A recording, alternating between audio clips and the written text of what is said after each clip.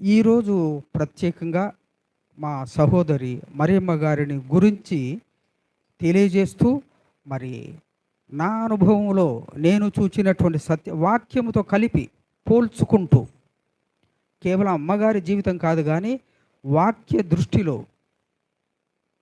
మరి కొన్ని విషయాలు మీతో ముచ్చటిస్తాను. కనుక ఈరోజు నేను చెప్పబోయేటువంటి వాక్యానికి మరి హెడ్డింగ్, శీర్షిక జీవిత యాత్రలో దేవుని నడిపింపు.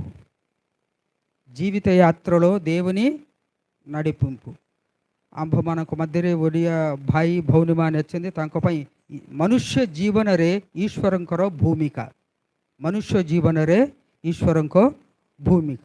ఈ యొక్క టైటిల్ జీవిత యాత్రలో దేవుని నడిపింపు అన్నటువంటి మాటను గూర్చి ఈరోజు మనము తెలుసుకుందామండి. ఒకసారి గమనిస్తే యాత్ర అంటే ఏమిటంటే, మనమందరము మరి యాత్ర చేస్తున్నామని దేవుని వాక్యం అంటుంది. మన యాత్ర పుట్టినప్పటి నుండి గిట్టే వరకు, అంటే మరణం వరకు మన యాత్ర కొనసాగుతుంది. సాధారణంగా యాత్రకు అందరూ ఎలా వస్తారండి? ఆనందముతో, సంతోషముతో. మరి నేను ఒక అధ్యాపకుని కనుక నాకు అనుభవం ఉంది. పిల్లలను పిక్నిక్ తీసుకొని వెళ్ళేటప్పుడు, ఆయా ప్రాంతాలు తిరిగేటప్పుడు ఎంత ఉల్లాసంగా, ఎంత పాటలు పాడుకుంటూ సంతోషంగా మరి గడుపుతారంటే అది వర్ణనాతీతం. అది చెప్పనలివి కాదు. అంత సంతోషంగా వారి యాత్రలో ముందుకు సాగుతారు, యాత్రా జీవితంలో. కనుక మరి మనమందరం యాత్రికులకు అని దేవుని మాట అంటుంది. ఒక మాట చూడండి, కీర్తనలు 119:54 ఇదే మాట దావీదు భక్తుడు అంటాడు. ఎలాగైతే యాత్రకు వెళ్ళిన వారు సంతోషముతో, ఆనందముతో ముందుకు వారి జీవితంలో సాగుతారో, గీత సంహిత 119:54 దెక్కమా. యాత్రికుడనైన నేను నా యాత్రలో పాటలు పాడుటకు, నా బస్సులో పాటలు పాడుటకు నీ కట్టడలు హేతువాయను. కనుక ఇక్కడ ఏమంటున్నాడు? ఆయన ఆనందముతో, సంతోషముతో, కీర్తనాకారుడు అంటున్నాడు, తన అనుభవాన్ని తెలియజేస్తున్నాడు. ప్రభువా, నా యాత్రలో మీ కృప ద్వారా నేను మరి నా బసలో, నా స్థానములో, నా నివాసములో, నేను ఎక్కడైతే ఉంటానో అక్కడ పాటలతో, ఆనందముతో మరి నేను ముందుకు సాగుతున్నానంటాడు. ఎందుకంటే నేను ఒక యాత్రికుడను. అదేవిధంగా పేతురు రాసినటువంటి 2వ పత్రికలో ఇంకా బాగా ఈ విషయాన్ని గురించి ఆయన తెలియజేస్తాడు. మనం గమనించినట్లయితే 1 పితరు అధ్యాయ 2:11, 1 పేతురు 2వ అధ్యాయము 11లో ఇలాగ రాసింది, మీరు ప్రియులారా, చాలు, మీరు పరదేశులను యాత్రికులనై ఉన్నారు. కనుక అటు కీర్తనాకారుడు అన్నాడు, యాత్రికుడని దేవా, మరి నా బసలో నేను పాటలు పాడుతూ సంతోషంగా మీ ఉపకారాలను జ్ఞాపకం చేసుకుంటూ ముందుకు సాగడానికి నీ కట్టడలు, నీ ఆజ్ఞలు, నీ విధులు నాకు కారణమయ్యాయి అంటాడు. అదేవిధంగా పేతురు భక్తుడు కూడా అంటున్నాడు, మనము ప్రియులారా, మనము పరదేశులము, యాత్రికులం. కనుక యాత్రకు వచ్చిన వాడు మరి వాడి దృష్టి అంతా ఎక్కడ ఉంటుందమ్మా? ఏ స్థలాలైతే చూడాలనో ఆ స్థలాలను చూచి, ఏదైతే మరి అనుభవించాలనో లేక చూడాలనో, మరి ముఖ్యంగా ఈ పూరికి యాత్రకు వస్తాడనుకో, వాడి దృష్టి ఏమిటి? జగన్నాథ్ దర్శనం చేసుకోవడం, చేపలు తినడం, లాడ్జీలో ఉండడం, వెళ్ళడం, వాటి మీదే దృష్టి ఉంటుంది. మనల్ని అందుకు పంపలేదు, తినడానికి, త్రాగడానికి పంపలేదు. ప్రతి ఒక్కరి జీవితంలో దేవుని యొక్క ఉద్దేశం అనేటువంటిది ఒకటి తప్పనిసరిగా ఉంది, ఒక గురి. ఆయన నన్ను ఈ లోకంలో పుట్టించాడంటే ఒక లక్ష్యం. పశువులు పుట్టడం వేరు, మనుషులు పుట్టడం వేరండి. పశువులు వాటికి ప్రాణం మాత్రమే ఉంది, ఆత్మ లేదు. మనిషికి మాత్రమే ఆత్మ ఉంది, మనిషికి మాత్రమే ఆత్మ ఉంది. కనుక ఇక్కడ భక్తుడు ఏమంటాడు? మరి దేవా, మరి నా బసలో మరి నీ కట్టడలు నేను పాటలు పాడడానికి కారణం అంటూ, తర్వాత అదే ఒక విషయం జ్ఞాపకం వస్తుంది చూడమ్మా. ఆదికాండము 47:9 ఒక మాట ఉంది. ఆదికాండము 47:9 ఆది పుస్తకం 47:9 ఇక యాకోబు, నేను యాత్ర చేసిన సంవత్సరములు 130 సంవత్సరాలు, నేను జీవించిన సంవత్సరములు కొంచెముగాను ఉన్నవి చాలమ్మా. ఇక్కడ మనం చూసినట్లయితే మరి ఫరో ఎదుట ఎవరండి? ఈ యాకోబు అంటున్నాడు. యోసేపు వెంట పెట్టుకొని వెళ్ళాడు తన తండ్రిని. అక్కడ ఫరో దగ్గరికి వెళ్ళినప్పుడు అడుగుతాడు, యాకోబు నీ వయసు ఎంతయ్యా అని. చెప్పినప్పుడు మరి ఏమంటాడు ఆయన? నేను యాత్ర చేసిన సంవత్సరం, నా వయస్సు అని చెప్పలేదు. ఏమన్నాడు ఆయన? నేను యాత్రికుడు నీ లోకంలో, పరదేశిని యాత్రికుడు కనుక నేను యాత్ర చేసిన సంవత్సరాలు 130. అయినప్పటికీ అవన్నీ కూడా ఎలాగున్నాయట? అవన్నీ కూడా చాలా మరి సుఖంగా లేవట. నేను జీవించిన సంవత్సరములు కొంచెముగాను దుఃఖ సహితంగాను ఉన్నాయంటాడు. నేను సుఖంగా మరి ఒక్కసారి మనమందరం కూడా ఆలోచించినట్లయితే మన యాత్ర, మనం జీవించినటువంటి సంవత్సరాలు సుఖానికంటే దుఃఖమే ఎక్కువగా ఉంటుంది. సుఖము దుఃఖము మిశ్రితమై ఉంటుంది. కనుక ఇక్కడ యాకోబు భక్తుడు కూడా ఏమంటున్నాడు? ఫరో, నేను 130 సంవత్సరాలు మరి ఇప్పుడు నేను యాత్ర చేసిన సంవత్సరాలు అయితే అవి చాలా కొద్దిగా ఉన్నాయంటాడు. ఎందుకంటే వారి పితరులతో కంపేర్ చేసుకున్నాడు. వారి తండ్రి, అదేవిధంగా వారి ముత్తాతలు, వాళ్ళంతా జ్ఞాపం చేసుకుంటే వారు వేల సంవత్సరాలు బ్రతికారు.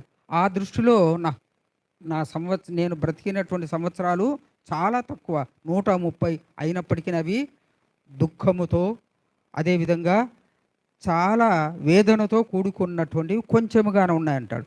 ఇది నేను చెప్పినటువంటి టైటిల్కు ఇంట్రడక్షన్. జీవిత యాత్ర. ఆ యాత్ర అంటే ఏమిటి?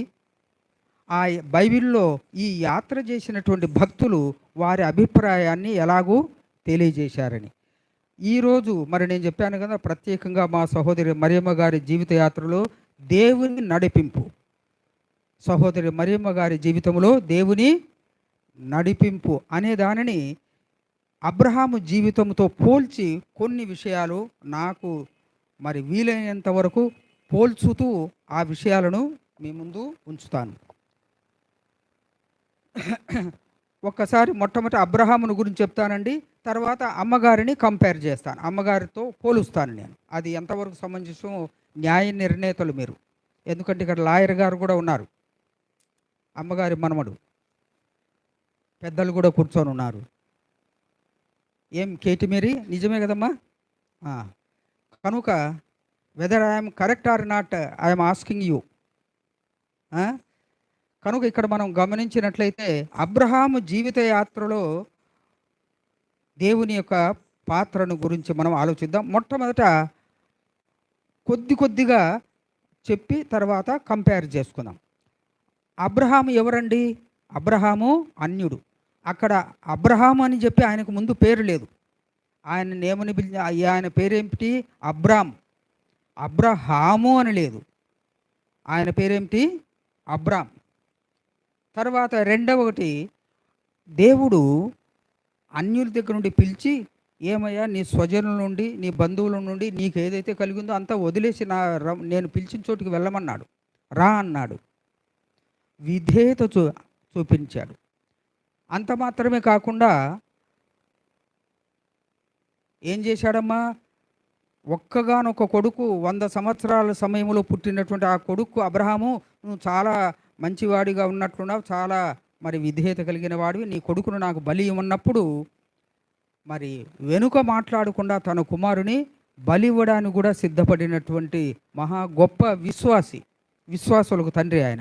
కనుక మొదటిది ఆయన అన్యుడు, ఆయన పేరు అబ్రామ్. తర్వాత రెండవ గుణం ఆయనలో ఏముంది? విధేయతను దేవుడు పరీక్షించాడు.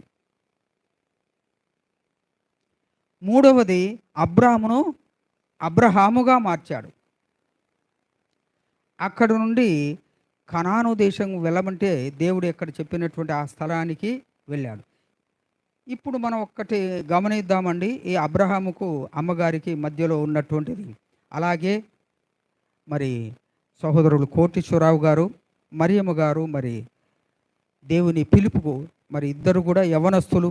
నిన్న మనకు మేరీ చెప్పింది, రోస్ మేరీ ఇంట్రడక్షన్ ఇచ్చింది, ఏ వయసులో వచ్చారు వారని. ఇద్దరు భార్యాభర్తలు దేవుని పిలుపు అందుకొని వచ్చారు. అబ్రహాం ఎలాగైతే వచ్చాడు, ఏం మాట్లాడలేదు. వారికి ఆస్తి లేదా?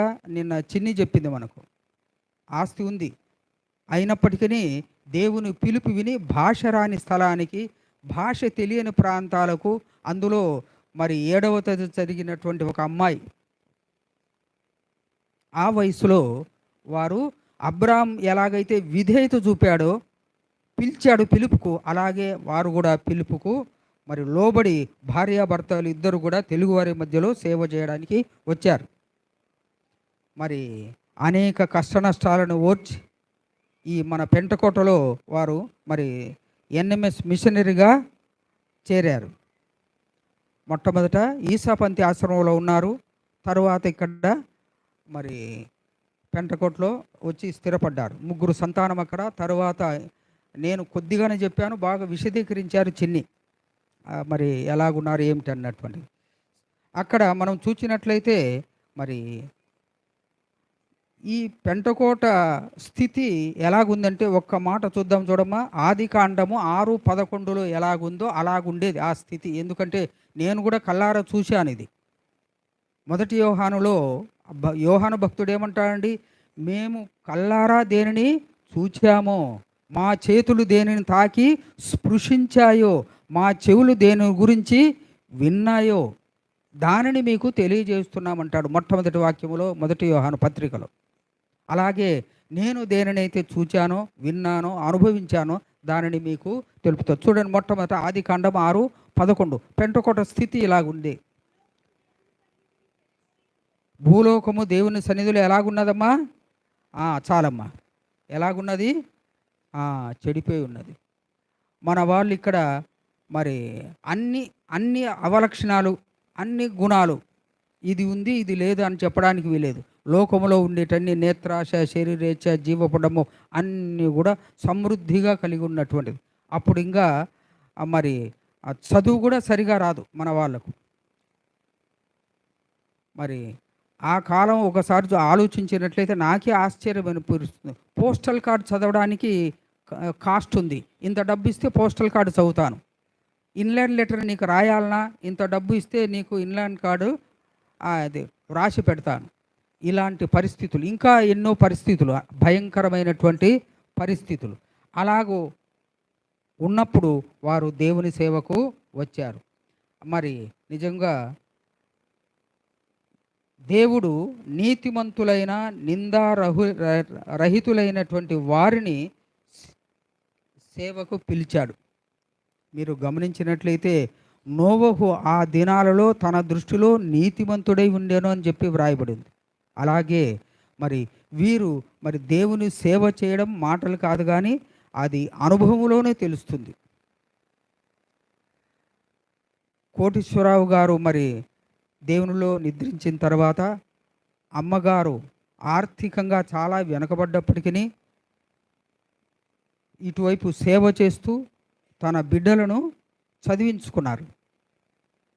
ఆ సేవలో రకరకాలైనటువంటి వ్యక్తులు, రకరకాలుగా అనేకమైనటువంటి మరి అందులో అప్పుడు ఇక్కడ చాలామంది గొప్ప గొప్ప భక్తులు ఉండేవారు, దేవి ఉపాసకులు ఉండేవారు, రకరకాలైన పూజలు ఒక్కొక్కరు అందులో మరి యుక్తి, తర్కాలు, లాజిక్ బాగా మాట్లాడేవారు.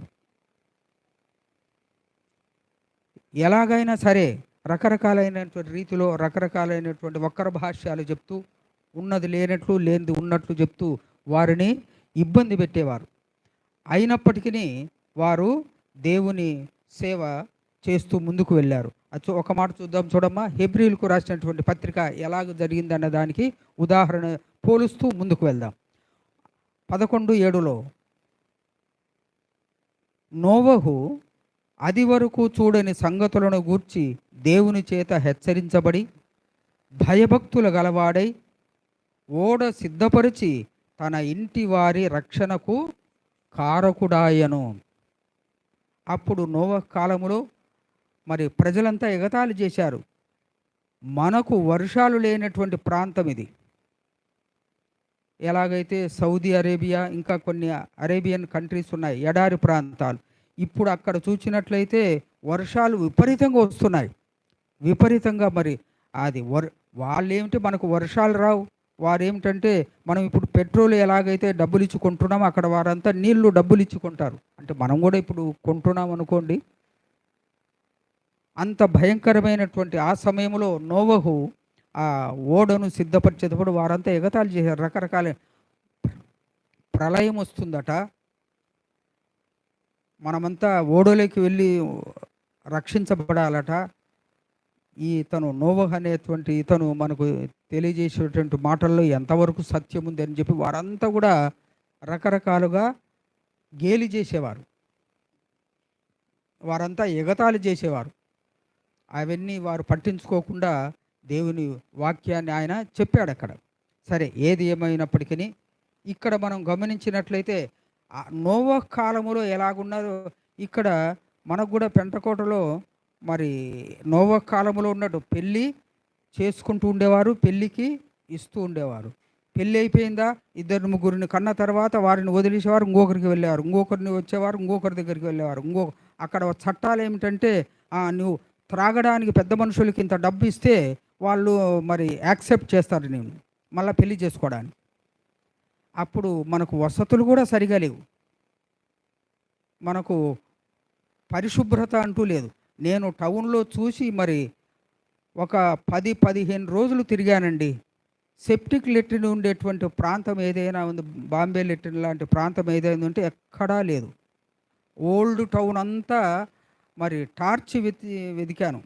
76-77 సంగతి చెప్తున్నాను, ఎక్కడ కూడా లేవు. ఎందుకంటే అప్పుడు ఇది వాళ్ళంతా మనం కూర్చున్న కక్కను ఎత్తి ట్రాలీలో కూరగాయలు అమ్ముతాం కదా, అలాగ దాంట్లో వేసి దూరంగా పారేసేవాళ్ళు, అక్కడ ఉండేది కాదు. ఆరోగ్య శాఖ మంత్రి లేక హెల్త్ ఇన్స్పెక్టర్, ఒకసారి ఒక హెల్త్ ఇన్స్పెక్టర్ జాబేష్ బాబు ఒక హెల్త్ ఇన్స్పెక్టర్ ఉన్నాడు దోలమండప సాహిలో. ఈయన ఇల్లు బాగా కట్టుకొని ఉంటాడని పోతే ఆయన కాళ్ళు చేతులు ఏనుగు కాళ్ళు చేతుల్లాగా ఉన్నాయమ్మా. ఆయన హెల్త్ ఇన్స్పెక్టర్ పూరికి. దండం పెట్టి వచ్చాను, స్వామి మీ ఇల్లు నాకు వద్దని. అంత భయంకరంగా ఉండేటువంటి పరిస్థితులు ఆ సమయం. అలాంటి సమయములో మరి కోటేశ్వరరావు గారు, మరియమ్మ గారు, మరి కోటేశ్వరరావు గారికి మరి నిన్న సాక్ష్యంలో చెప్పాము, కొద్దిగా సవరణ కూడా చేసింది చిన్ని. ఆయన వైద్యం చేసేవాడు, వైద్యంతో పాటు కొద్దిగా చిన్న వ్యాపారం చేస్తూ దాంట్లో వచ్చిన ఆదాయాన్ని కూడా వీరి మీదనే ఖర్చు చేసేవారు. అమ్మగారు మాత్రం ప్రతి ఇంటింటికి వెళ్ళేది. ఎవరైనా గర్భిణీ స్త్రీలా లేక ఆర్థికంగా ఇబ్బంది పడ్డారా, ముసలి వాళ్ళ, లేక వారికి ఏదైనా ఆర్థికంగా అవసరమా, లేక హాస్పిటల్కి తీసుకువెళ్ళాలన్నా అన్ని విషయాలలో వారికి సహాయం చేశారు. ఎందుకంటే నేను ఉన్నాను స్వయంగా కనుక నా అనుభవాన్ని కూడా వారితో కూడా, ఎందుకంటే నేను ఇక్కడ అమ్మగారితో పని సేవ చేశానండి. నా పేరు పేపర్లో వచ్చింది. ఇప్పుడు ఇవన్నీ ఏమీ లేవు, కానీ దిబ్బలు ఓపెన్ మీటింగ్స్లో పెడితే మరి అప్పుడు చదువుకున్న వారు తక్కువ కనుక నేనే ట్రాన్స్లేషన్ చేసేవాడిని. వాళ్ళు బయట దొరలు వచ్చినా అది చేసిన, మరి దానికి సాక్ష్యం కేటీ మేరీ వీళ్ళంతా ఉన్నారు, జాబేష్ బాబు వీళ్ళంతా. అప్పుడు నా పేరు పేపర్లో పడింది, పలాని సాంస్క్రిట్ ప్రొఫెసర్ గారు ఇలాగూ దేవుని సేవ చేస్తూ పెంటకోటలో ఉండే వారిని అందరిని కూడా క్రైస్తవులుగా మార్చేస్తున్నారని చెప్పి ఇక్కడ ఏమిటి ఆఫీస్కు ఇన్ఫామ్ చేయడం కాకుండా పార్లమెంటు కూడా ఇన్ఫామ్ చేశారు. పార్లమెంటుకు ఇన్ఫామ్ చేస్తే అక్కడ నుండి ఎంక్వైరీకి వచ్చింది.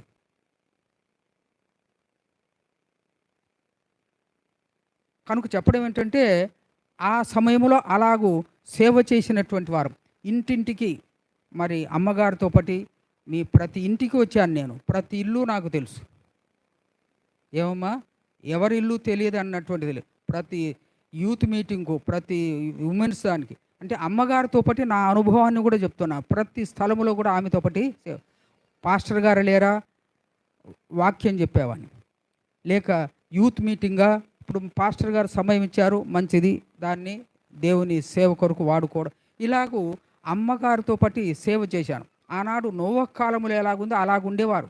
శుభ్రత లేదు, వారికి శుభ్రత నేర్పించారు. కట్టుకోవడం కూడా సరిగా తెలియదండి, అది కూడా నేర్పించారు. ఎక్కడ వెళ్ళాలి మీరు ఇప్పుడు పర్వాలేదు, కానీ మీరు అప్పుడు సముద్రం ఒడ్డుకు వెళ్ళాలంటే అయ్యో ఎంత భయంకరం అంటే, పొరపాటున మీరు అడుగు వేసినట్లయితే మీ కాలు కాలిపోతుంది. కాలిపోతుందంటే ఏమిటమ్మా నవ్వుతుంది అర్థమైనటువంటి వారు. అంటే అంతగా అది దారా లేక అన్నటువంటి అంతగా అపరిశుభ్రత. అలాంటి వారిని ఈనాడు మీరు పెంటకోట నుండి చూస్తే డాక్టర్సు, ఇంజనీర్సు, సాఫ్ట్వేర్ వాళ్ళు, బ్యాంకర్స్, ఎంత వీధులు స్నానం చేయడానికి గది ఎంత ఇవన్నీ పునాది వేశారు కోటేశ్వరరావు గారు, మరియమ్మ గారు. వారిని అనుకోకుండా ఉన్నట్లయితే, వారు వేయలేదన్నట్లయితే వారు నిజంగా మంచివారే అని చెప్పాలి. వారికి ఉండేటువంటి సర్వస్వాన్ని వారి కొరకు త్యాగం చేశారు. కనుక అదేవిధంగా 1 పేతురు 3:20 మనం గమనిస్తే, 1 పేతురు 3:20 దేవుని విశ్వాసులకు దేవుని రక్షణ కలదు. దేవుని ఆనాడు ఎంతమంది అయితే విశ్వసించారో ఆ 80 రక్షించబడ్డారు. అలాగే ఇక్కడ కూడా మరి ఆనాడు వారు వచ్చినప్పుడు 2 సంఘాలు ఉన్నాయని చెప్పాను. ఒకటి ఎన్ఎంఎస్ది, తర్వాత పెంటెకోస్టల్ వాళ్ళు, తర్వాత అది క్రమక్రమంగా వ్యాప్తి చెందింది. సరే, మరి నేను ఇక్కడ పూరికి వచ్చినప్పుడు మొట్టమొదట అమ్మగారితో పరిచయం అయింది. అప్పుడు ప్రశాంతం గారి పాస్టర్ గారు ఉండేవారు, వారితో పాటు డేవిడ్ గారు, ఇజ్రాయెల్ గారు, వీరు కూడా చేసేవారు. ఈ సమయంలో వారి సంతానాన్ని గురించి కూడా ఒక్క వాక్యం చెప్తాను, ఎక్కువ చెప్పాను. నిన్న మీరు కూడా చెప్పింది వీఆర్ ఆల్ వెల్ సెటిల్డ్ అని. దానికి నేను ఒక్క మాట, ఒక్కొక్కరిని గురించి ఒక మాట చెప్తాను. మొట్టమొదట మరి 6 సంతానం అండి వీరికి. మొట్టమొదటి పెద్దవారు వచ్చి శాంసన్ గారు, రెండవ వారు జాబేష్ బాబు, మూడవది కరుణాకర్ రావు, నాలుగవది జయబాబు. మొట్టమొదటి మగవాళ్ళ పేర్లు చెప్పానమ్మా, కేటీ మేరీ చూస్తుంది పెద్దదాన్ని, నా పేరు చెప్పలేదని. ఆడపిల్లల పేర్లు తర్వాత మరి కేటీ మేరీ, తర్వాత రోజు మేరీ. మొట్టమొదటి శాంసన్ గారిని చూసినట్లయితే వీరు అపరిమితమైనటువంటి జ్ఞానం కలిగిన వాడు, అసాధారణమైనటువంటి ప్రతిభ కలిగిన వాడు. సోషల్ సర్వీస్ చేశారు. పెంటకోట్లో ఉండే వాళ్లకు అందరికి కూడా ప్రతి ఒక్కరికి ఏ ఇంటికి ఏ అవసరతతో ఉంది. మరి వారు మన వాళ్లకు ఏది అవసరమో దానిని వాదించి ఎమ్మెల్యే గారు, మినిస్టర్ గారి దగ్గరికి వెళ్ళి సోషల్ సర్వీస్ చేసినటువంటి వారు. అందులో వారి జ్ఞానము అపరిమితమైనటువంటిది, చాలా మంచి జ్ఞానం కలిగిన వాడు. రెండవది జాబేష్ బాబు. ఒక వాక్యమే చెప్తాను నేను, ఎందుకంటే వాక్యంగా ఉంది, నేను చూడాలి కదా. జాబేష్ బాబు మరి సాఫ్ట్వేర్లో ఉంటున్నారు. వారు దాదాపు మరి సాఫ్ట్వేర్ ఆ కంపెనీకి మేనేజర్గా దాదాపు అదే ర్యాంకులో ఉండవచ్చు అనుకుంటాను. నేను అడగలేదు జాబేష్ బాబు ఏ ర్యాంకులో ఉన్నారని, నేను అనుకోవడం ఆ ర్యాంకులో ఉండవచ్చు. మరి వారు ప్రతిభకు అది కారణం. తర్వాత మన మధ్యలో కరుణాకర్ రావు గారు ఉన్నారు, సేవకుడు. మరి సేవకుల యొక్క జీవితం ఎలాగుంటుందో మనకందరికీ బాగా తెలుసు. మనది అత్యంత బీద సంఘం అయినప్పటికీ మన వారిని మీద భరోసా ఉంచి ఈ సంఘాన్ని కట్టారు. అప్పులు తీసుకొని వచ్చి చాలా అప్పుల బాధలో ఉన్నారు. నేను అనుకోవడం ఒక్క పాస్టర్ గారు తప్ప మిగతా వారంతా సెటిల్డే నాకు తెలిసినంత వరకు. మరి ఆయన మరి సంఘం మీద ఆధారపడి, అందులో అనుకోకుండా అప్పుడు ఈ కరోనా వచ్చింది. కరోనా రావడం వల్ల చాలా 2 సంవత్సరాలు కూడా సంఘము చాలా దెబ్బతింది. అందులో మన వాళ్ళకి ఎవరికి కూడా ఇవి లేవు, బోట్లు ఉండేవాళ్ళు, వలలు ఉండేవాళ్ళు లేరు, ఒకరో ఇద్దరో ఉన్నట్టున్నారు. అంతేగాని అందరూ కూడా కూలి పనికి వెళ్ళి చిన్న చిన్న పనులు చేసుకునేవాళ్ళు. కనుక ఆయన మరి మన మధ్యలో ఉన్నారు కరుణాకర్ రావు గారు. మరి నిజంగా మంచి సేవకుడు, ఆధ్యాత్మికమైనటువంటి వ్యక్తి. నాలుగవది జయబాబు గారు, ఆయన మన మధ్యలో లేరు. 5 కేటీ మేరీ వారు మరి గురువులు ఒరియాలో అంటారు గురుమ. మరి మంచి విద్యాధికురాలు. చివరిదిగా రోస్మేరీ మరి ఎంబీఏ చదువుకున్నారు. మంచి తెలివి కలిగినటువంటిది. మంచి మరి ప్రత్యుత్పన్నమతి అంటారు. ప్రత్యుత్పన్నమతి అంటే ఏమిటంటే సమయానుకూలంగా నిర్ణయాలు తీసుకోవడంలో దిట్ట. ఆలోచించి తీసుకోవడం వేరే సంగతి. ఆ సమయంలో ఎప్పుడు ఏది చేయాలి, అంతేగాని ఎప్పుడో అన్నటువంటిది కాదు. అలాంటి మంచి ప్రతిభ కలిగినది. కనుక ఈ 6 వారికి ఆమెకు సంతానం. ఇక్కడ సరే వారి సంతానాన్ని గురించి ఒక మాట చెప్పాను. అమ్మగారి యొక్క, ఎందుకంటే ఆమెతో నేను చెప్పాను కదా చాలా సంవత్సరాలు నాకు అనుభవం ఉంది కనుక ఆమె మొట్టమొదట కొన్ని గుణాలు దండిగా ఆమె గుణాలు ఉన్నాయి. కొన్ని గుణాలు 1, 2 మరి మనం అన్నం ఉడికిందా లేదా అని ఎలాగైతే ఒక మెతుకు పట్టి చూస్తాం అలాగ 1, 2 మాటలు చెప్పి ముందుకు వెళ్తానండి. మరి మొట్టమొదటిది ఆమె ప్రేమ కలిగినటువంటిది. మొట్టమొదటిది సహోదరి మంచి ప్రేమ కలిగినటువంటిది. మరి పొరుగు వారిని ప్రేమించడంలో, పెద్దవారిని గౌరవించడంలో తనకు తానే సాటి. చాలా చాలా ప్రేమ కలిగినటువంటి. ఎందుకంటే మరి నేను కూడా చూచాను. మరి అప్పుడు కొత్తలో వచ్చినప్పుడు నేను ఒంటరిగా ఉన్నప్పుడు మరి కోటేశ్వరరావు గారి ఇంట్లో భోంచేయకుండా వెళ్ళినటువంటి ఆదివారం లేనే లేదు. ఎందుకంటే వదిలేదు కాదు ఆమె.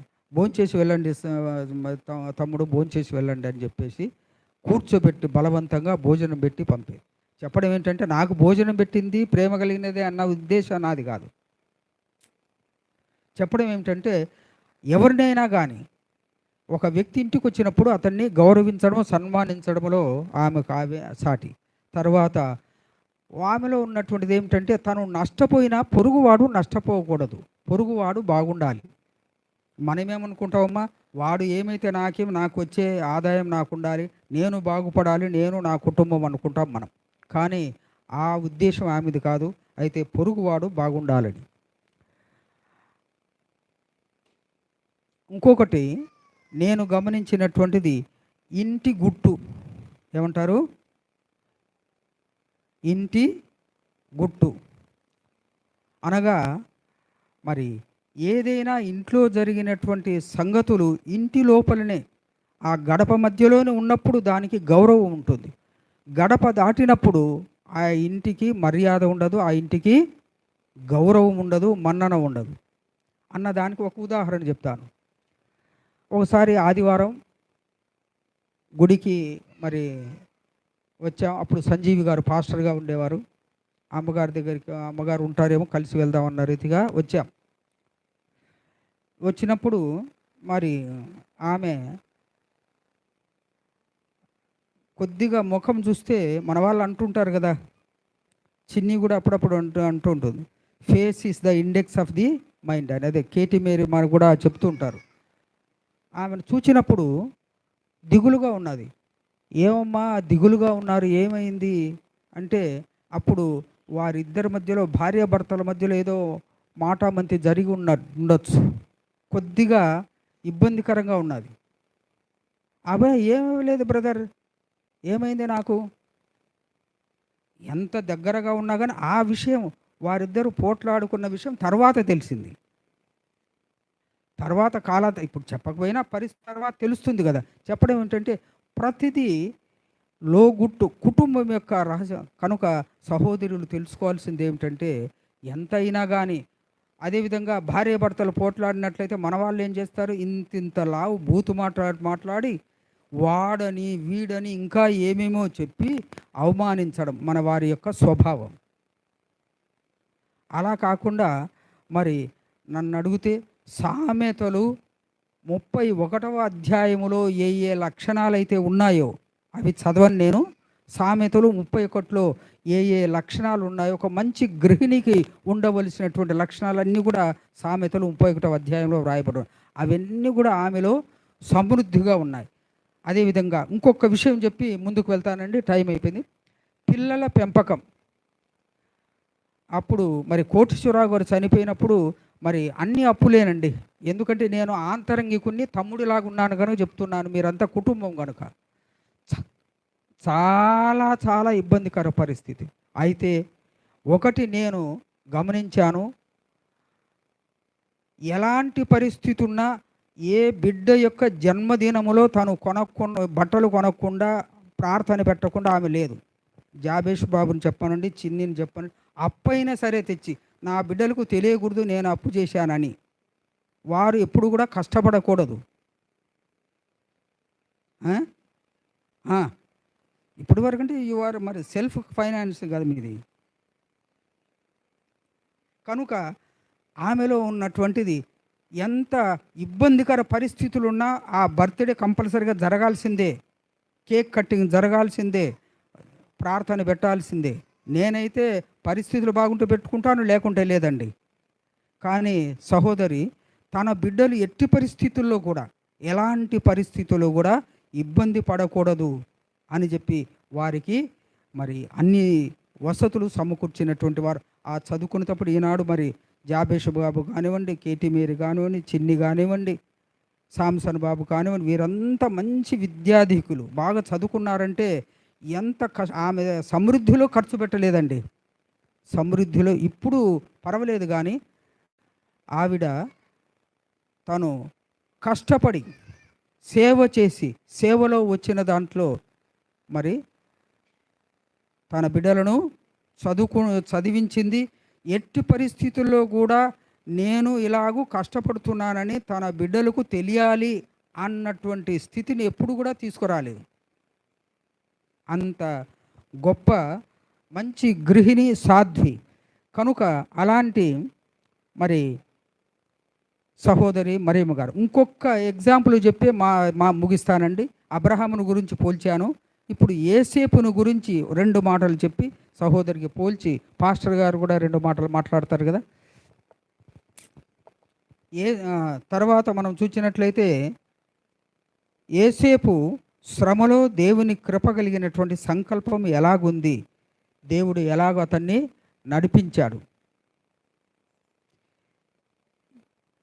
యేసేపును గురించి చెప్పాల్సిన అవసరం లేదమ్మా.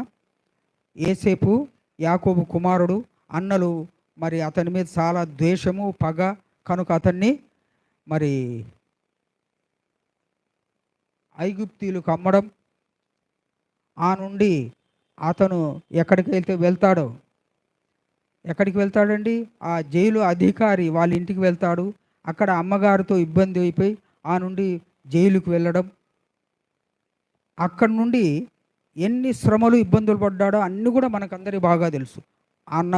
అన్నగారు గొయ్యిలో త్రవ్వడం, అక్కడ నుండి బయటికి తీయడం, ఆ నుండి వేరే వాళ్ళకి అమ్మడం, అక్కడ నుండి ఇంకొక స్థలానికి బానిసగా వెళ్ళడం, అక్కడ ఇబ్బందులు ఎదుర్కోవడం, ఎన్ని ఇబ్బందులు, 1, 2. అలాగే అమ్మగారు కూడా 1, 2. నేను అప్పుడప్పుడు అమ్మగారితో అనేవాడిని, అమ్మ కోటేశ్వరరావు గారే బ్రతికి ఉండి మీరే ప్రభువులో నిద్రించినట్లయితే ఈ బిడ్డలు 6 మంది ఈ స్థితిలో ఉండేవారు కారు. ఎందుకంటే ఆయన ప్రవృత్తి నాకు బాగా తెలుసు, అమ్మగారిని గురించి కూడా తెలుసు ఉన్నది. ఎందుకంటే మేము హృదయం విప్పి మాట్లాడేవారు, కానీ లోపల ఒకటి బయట ఒకటి కాదు. కనుక నేను చెప్పాను, అమ్మ నీవు నిజమైనటువంటి తల్లివి, కనుకనే నీ బిడ్డలు ఈనాడు మరి నీవు కష్టపడి సేవ చేశావు, దానికి ఫలితం ఇలాగున్నారని. కనుక ఇప్పుడు మనం ఒక్క మాట చూద్దాం. చూడండి, ఇక్కడ యేసేపుకు ఏమైందండి, చెరసాలలో వేయబడ్డాడు, చివరికి ఐగుప్తు దేశానికే ప్రధాని అయ్యాడు. ఎవరండి? ఆ శ్రమల గుండా దేవుడు మరి నేర్పించాడు యేసేపు. అలాగే సహోదరు కూడా నేను అనుకోవడం లేదు, కానీ అమ్మగారు సుఖపడ్డారని. పాస్టర్ గారు నేను చెప్పిన దాంట్లో సత్యం ఉందా? సుఖము అన్నది తెలియదు, ఆమె జీవితమే త్యాగం, సుఖపడలేదు. ఇంకొకటి ఏమిటంటే ఆమెలో ఉన్నటువంటి ఒక వ్యక్తిత్వము, నేను ఎవరి చేతి వంట తినను, నేను ఎలాగైనా నేనే వండుకుంటాను, నేనే తింటాను అన్నటువంటి అన్ని నా పనులు నేనే చేసుకుంటాను. ఎందుకంటే అది ఒక్కొక్కరి వ్యక్తిత్వం. అది నేనున్నట్లు పాస్టర్ గారు ఉండరు, పాస్టర్ గారు ఉన్నట్లు మరి బాబు ఉండడు, బాబు ఉన్నట్లు ఆమె ఉండదు. ఎందుకంటే అలాగే ఎలాగైతుందండి? నేనే, కొండమ్మ గారు కొండమ్మ గారే, మేరీ మేరీ.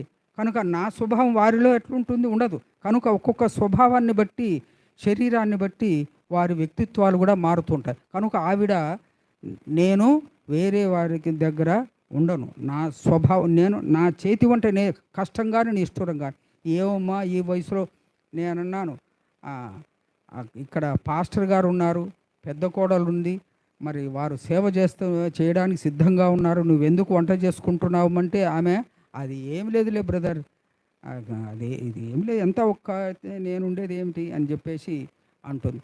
తర్వాత తన, ఏమమ్మా ఈ వంట చేస్తున్నావంటే, అది నా మనవరాలు కోసం చేస్తున్నానండి అంటారు. ఎవరమ్మా మనవరాలు? ఎవరు? తినలేకుండా ఉంది.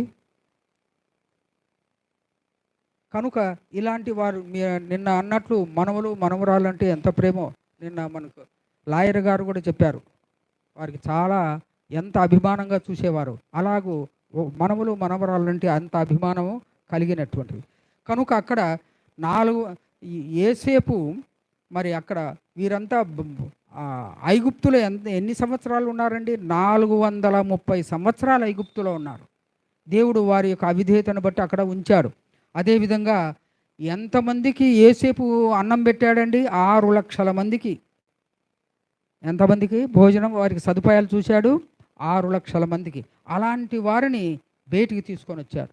ఆనాడు ఐగుప్తు ఎవరిని బట్టి డెవలప్ అయిందండి? ఏసేపును బట్టి డెవలప్ అయింది. ఈనాడు మన పెంటకోట కూడా ఎవరిని బట్టి డెవలప్ అయింది? పెంటకోటను బట్టి, మరియమ్మ గారిని బట్టి, కోటేశ్వరరావు గారిని బట్టి. ఇంకా నా అనుభవం ఇంకొకటి, ఇందిరాగాంధీ గారు వచ్చారు, అక్కడ మీటింగ్ జరిగింది. ఎక్కడ? ఐటీఐ, అక్కడ పెద్ద, అప్పుడు ఈ బిల్డింగ్లు అన్నీ లేవు. వారు వచ్చారు ఒకసారి ఇంటికి. నేను అన్నాను, అదేమిటి ఇందిరాగాంధీ గారు ఏమిటి ఇక్కడికి ఇంటికి రావడం ఏమిటి?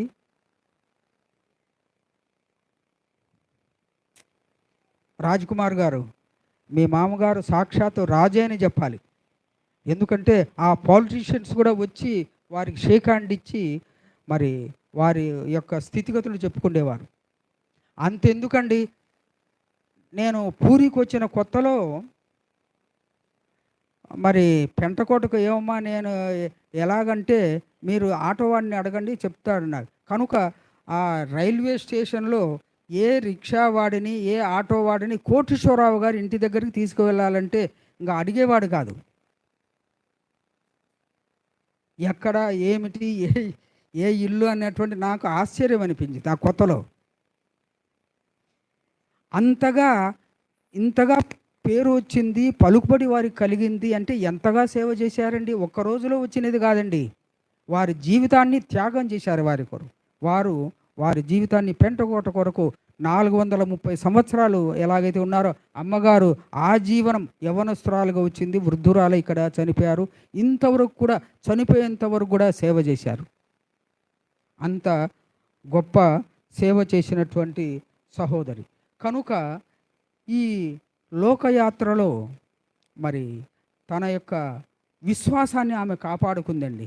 ఎన్ని కష్టాలు వచ్చినా, ఇబ్బందులు వచ్చినా తన విశ్వాసాన్ని తను కాపాడు. అదేవిధంగా పేతురు మనం చదువుకున్నాం కదండి, మొదటి పేతురు 2వ అధ్యాయం 11-12. ప్రథమ పితరో 2:11-12.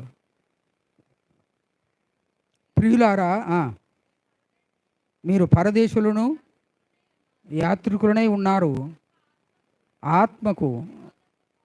ఆత్మకు విరోధముగా పోరాడు శరీర ఆశలను విసర్జించి, అన్యజనులు మిమ్మును ఏ విషయములో దుర్మార్గులను దూషింతురో ఆ విషయంలో చూచి మహింపరచున్నట్లు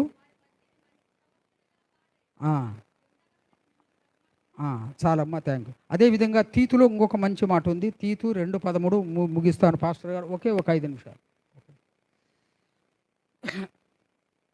తీతు 2:13లో ఆయన ప్రత్యక్షత కొరకు ఎదురు చూచుచు విశ్వాసులమైనటువంటి మనము మాదిరికరంగా, ఎందుకంటే మన పెద్దలు మన ఎదుట ఒక గురి ఉంచారు.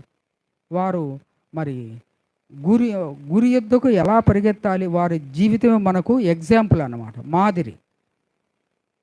కనుక ఈ లోకంలో స్వస్థ బుద్ధితోనూ నీతితోనూ భక్తితోనూ జీవించాలంటాడు. అదేవిధంగా మనం చదువుకున్నాం 2 తిమోతి 4:7లో ఒక మాట ఉంది. మంచి పోరాటం పోరాడి తిని నా పరుగు కడముట్టించి తిని విశ్వాసమును కాపాడుకుంటుని నా కొరకు నీతి కిరీటము ఉంచబడింది, అది నాకు మాత్రమే కాక తన ప్రత్యక్షతను అపేక్షించు వారికందరికీ అనుగ్రహించును. ఈ మాటను ఆనాడు పాస్టర్ గారు కూడా చెప్పారు. కనుక నేను దాని గురించి వ్యాఖ్యానం ఏం చేయను. కానీ అలాగే మనం కూడా మన జీవిత యాత్రలో మరి వారు మన ముందు ఉంచారు, సేవ చేశారు. మిగిలిన సేవ వారు ఏదైతే వదిలిపెట్టారో దానిని కొనసాగించవలసినటువంటి బాధ్యత ఉంది. అందుకే యేసుప్రభుల వారు ఒక మాట అన్నారు, మీరు సర్వలోకానికి వెళ్ళి సర్వసృష్టికి సువార్తను ప్రకటించమన్నారు. ఎందుకంటే ఈ దేహము, మన దేహము శాశ్వతం కాదండి. మన దేహము శాశ్వతము కాదు, నిత్యం కాదు, అనిత్యం. కనుక మనము దేవుని రక్షణను విశ్వసించి దేవుని నడిపింపుతో ముందుకు సాగాలి. ఒక్క విషయము, ఒక శ్లోకం చదివి, నేను ఎందుకంటే సంస్కృతం వాడిని కదా, చివరిదిగా ఒక శ్లోకం చదివి ముగిస్తాను. ఏమమ్మా చిన్ని? Because I'm a Sanskrit fellow. అశోచ్యాన్ అన్వశోచస్త్వం ప్రజ్ఞావాదాంశ్చ భాషసే గతాసూన్ అనాగతాసూన్శ్చ నైవ శోచంతి పండితాః అని ఈ మాటను మరి ఎప్పుడైతే ఆ కురుక్షేత్ర యుద్ధంలో అర్జునుడు చాలా దుఃఖంతో ఉన్నాడంట. ఈయన వచ్చేసి నా మామ, ఈయనొచ్చి నా అత్త, ఈయనొచ్చి మేనలుడు, వీడొచ్చి బావమర్ది, వీడు నా ఫ్రెండ్, ఇలాగో చూచి అక్కడ భయకంపితుడై యుద్ధం చేయకుండా మానుకున్నాడు. అతనికి హితబోధ చెప్పాడు, అతనికి హితబోధ చేశాడు. ఇవన్నీ నువ్వు ఏవైతే అనుకుంటున్నావో అవంతా భ్రమ, అదంతా ఒట్టి భ్రమ, మిథ్య, వ్యర్థం. అవన్నీ మనకు సొలొమోను మహారాజు అన్నట్లు అంటూ ఆయన ఏమన్నాడు, అశోచ్యాన్ అనవశోచస్త్వం, వేటిని గురించి మనము ఆలోచించకూడదో, చింతించకూడదో, దుఃఖపడకూడదో దానిని గురించి దుఃఖపడుతున్నామంటాడు. ఆయన అంటాడు, నువ్వు నిజంగా నేను చూస్తే మేధావిలాగా అనిపిస్తున్నావురా, కానీ నువ్వు చాలా మరి బుద్ధిహీనుడిలాగా కనబడుతున్నావని పరోక్షంగా అంటున్నాడు. నిన్ను చూస్తే నువ్వేమనుకుంటున్నావు, మళ్ళా ఒకవైపు ఏమంటున్నాడు, ప్రజ్ఞావాదాంశ్చ భాషసి, అంటే మంచి తెలివి కలిగిన ఒకవైపు ఏమో దిగులు పడుతున్నాడు, ఇంకొక వైపు ఏది నాకు ఉచితమో, దేనివల్ల నేను పరలోక రాజ్యానికి వెళ్ళగలనో ఆ మాటలు దయచేసి నాకు చెప్పండి అంటూ ఇటువైపు అడుగుతూ, ఇటువైపు వీడు నా మామ, వీడు నా ఫ్రెండ్, వీడు నా బావుమరిది, వీళ్ళనా నేను చంపేది, ఈయన నా గురువు గారు అని అశోచ్యాన్, వీళ్ళంతా చింతపడాల్సిన అవసరం లేదు అంటూ గతాసూన్ అగతానుసూన్శ్చ, ఎవరైతే చనిపోయారో, అసు అంటే ప్రాణం అని, గతాసూన్ అంటే ప్రాణం పోయినవారు, అంటే ఎవరైతే పరలోక రాజ్యానికి వెళ్ళారో వారిని గురించి, ఎవరైతే ఇంకా పుట్టలేదో అగతాసూన్ అంటే ఇంకా పుట్టనటువంటి వారు, చనిపోయిన వారు ఇంకా పుట్టనటువంటి వారు ఇద్దరు. ఏమన్నా ఎవరిని గురించి ఆలోచించకూడదట, చనిపోయిన గురించి వారిని కానీ, అదేవిధంగా ఇంకా పుట్టనటువంటి వారిని గురించి కూడా ఎప్పుడు కూడా పండితులు అనేవారు, జ్ఞాని అని చెప్పుకోబడినటువంటి వారు, మంచి విశ్వాసులైనటువంటి వారు ఈ విషయంలో పాలు పంచుకోరు, ఈ విషయాన్ని గురించి ఆలోచించరు. అది స్వాభావికం అంటాడు. పుట్టడం గిట్టడం అనేటువంటిది స్వాభావికం, ఇది అనివార్యం అంటాడు. కనుక మరి మన ముందు ఉంచబడిన పందెపు రంగంలో అపోస్తలుని పౌలు ఎలాగైతే అంటాడో అలాగే మన ముందు ఉంచబడిన సేవ, అమ్మగారు సేవ చేసి మనకు అప్పగించి వెళ్ళారు. కోటేశ్వరరావు గారు, అమ్మగారు సేవ చేసి మనకు అప్పగించారు. మీరు ఇంకా ముందుకు పదండి అని. దివ్యమైనటువంటి మందిరాన్ని కూడా దేవుడు మనకిచ్చాడు. కనుక మీరు సేవ చేయండి, అనేక ఆత్మలను ఆయన కొరకు సంపాదించండి అని చెప్పేసి వారు మనకు మార్గనిర్దేశం చేసి వెళ్ళారు. కనుక ఆ మార్గములో, పెద్దలు చెప్పినటువంటి మార్గములో, వారు చూపించిన మార్గములో మనం వెళ్తూ ఉన్నట్లయితే ఈ పెంటకోట ఇతోధికంగా అభివృద్ధి చెందగలదు. మనము కూడా ఆధ్యాత్మికంగా ఎదగగలం. తద్వారా మన కుటుంబాలు కూడా యోగక్షేమాలు అయినటువంటి వర్ధిల్లుతాయి అనడంలో ఎలాంటి సందేహం లేదు. ముగిస్తున్నాను, ఎందుకంటే కేటీ మీరు ఆవిడిస్తుంది. అంకుల్ చాలా అయిపోయింది, ఇంకా ముగించమని. థ్యాంక్ యూ పాస్టర్ గారు.